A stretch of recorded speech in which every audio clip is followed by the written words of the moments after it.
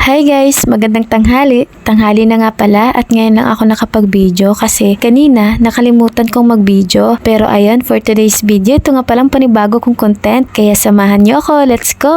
Sensya na kayo guys kung diretso agad ako sa kumain ako kasi tapos na nga pala ako sa mga ginagawa ko dyan. At yun nga gaya ng sabi ko, nalimutan kong mag-video. At pagkatapos nga namin kumain, pinabuksan ni kuya yung chocolate na binigay sa kanya. At baliktad pa nga yung pagka-open ko guys.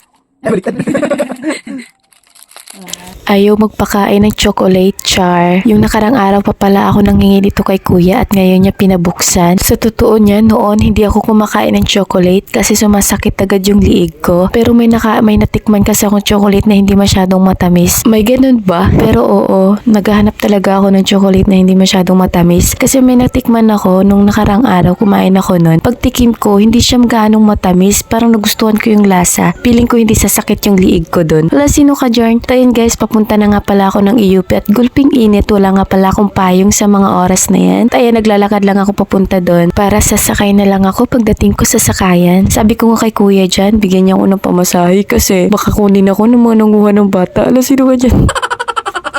Ayun, tamang lakad-lakad lang ang person papuntang sakayan.